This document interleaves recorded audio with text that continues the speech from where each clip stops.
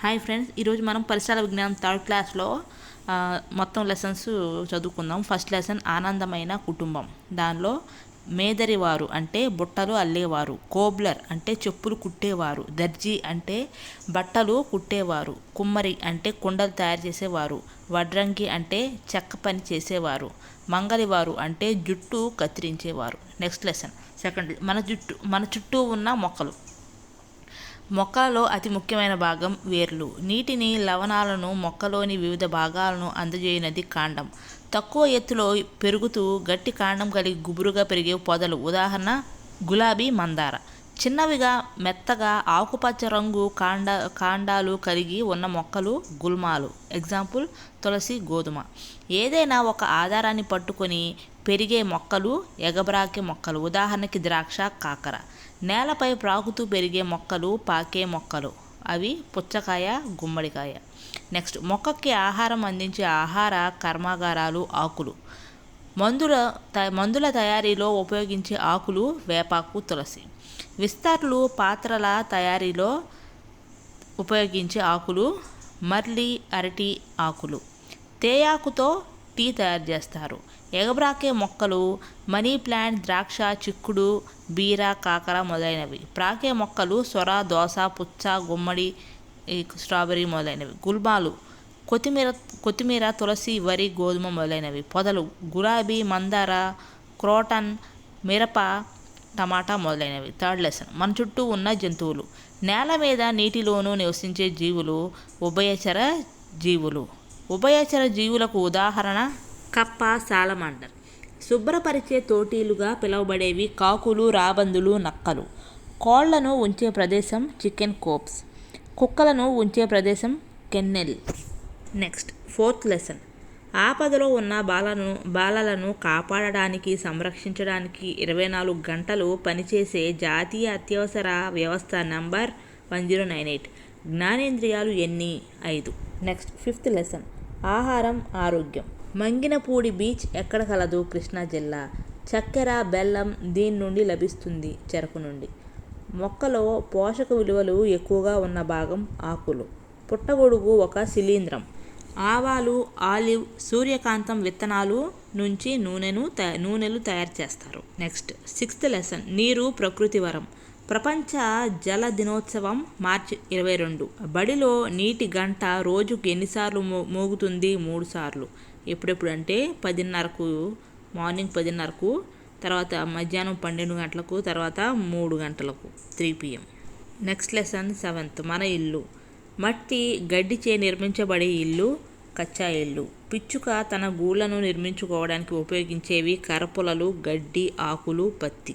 Next, చెట్ల కాండానికి పెద్ద తొర్రలు చేసి తన నివాసాన్ని ఏర్పరచుకునేది వడ్రంగి పిట్ట. చెట్ల చిగుర్లలో గడ్డి, కర్రపుల్లలను ఉపయోగించి తన గూళ్లను నిర్మించుకునేది గిజ్జిగాడు. నెక్స్ట్, ఇది బండి చక్రాలు, టైర్లతో నిర్మించబడి ఉంటుంది. ఒక ప్రాంతం నుండి మరొక ప్రాంతానికి నడవడానికి వీలుగా ఉంటుంది. అది క్యారవాన్. నెక్స్ట్, క్యారవాన్ అన్నది తాత్కాలిక నివాసం. నెక్స్ట్ ఎయిత్ లెసన్, ఊరికి పోదాం. రవాణా విధానంలో ముఖ్యమైన మార్గం రోడ్డు మార్గం. సిఎన్జి అంటే compressed natural gas. Next ninth lesson, మాట్లాడుకుందాం.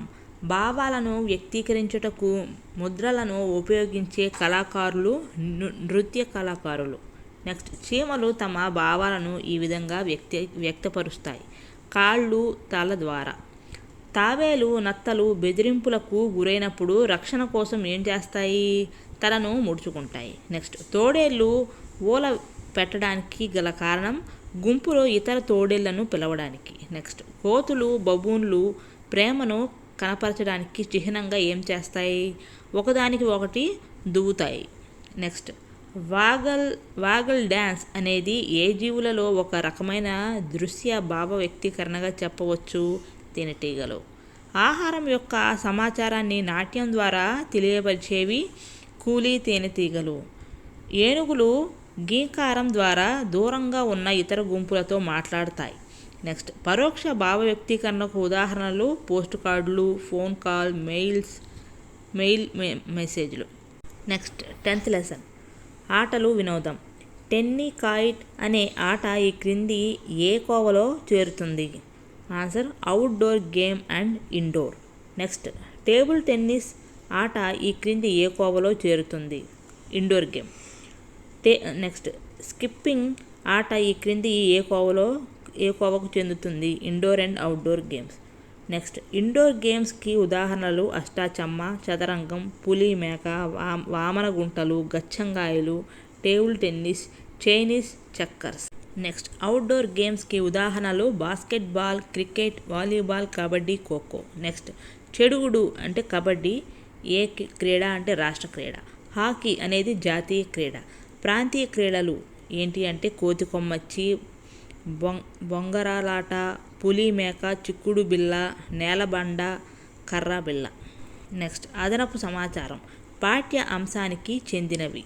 కబడ్డీ ఆటలో ఒక జట్టులో ఎంతమంది మెయిన్ ప్లేయర్స్గా ఉంటారు అంటే 7. నెక్స్ట్ కబడ్డీలో ఒక జట్టులో ఎంతమంది సబ్స్టిట్యూట్స్ ప్లేయర్స్ ఉంటారు?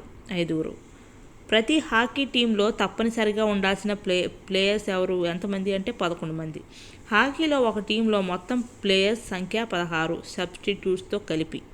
హాకీలో సబ్స్టిట్యూట్స్ ప్లేయర్స్ సంఖ్య 5. ఖోఖోలో మొత్తం ప్లేయర్స్ ఒక జట్టుకి 12. నోట్: కానీ ఆట 9 మంది ప్లేయర్స్తో ప్రారంభం అవుతుంది మరియు 3 మంది వ్యతిరేక డిఫెండర్లు ఉంటారు. నెక్స్ట్ వాలీబాల్ మొత్తం ప్లేయర్స్ సంఖ్య ఒక జట్టులో 12 ప్లేయర్స్, 6 ప్లేయర్స్ ప్లస్ 6 సబ్స్టిట్యూట్స్ అన్నమాట. నెక్స్ట్ 11th లెసన్ దిక్కులు మూలలు. ఉత్తర మరియు తూర్పు దిక్కున గల మూల ఈశాన్యం. తూర్పు మరియు దక్షిణ దిక్కు మధ్య గల మూల ఆగ్నేయం. దక్షిణం మరియు పడమర దిక్కు మధ్య గల మూల నైరుతి. పడమర మరియు ఉత్తరం దిక్కు మధ్య గల మూల వాయువ్యం. కోడ్: EGNV అంటే ఎగ్ అనేది నాన్ వెజ్ అని గుర్తుపెట్టుకోండి.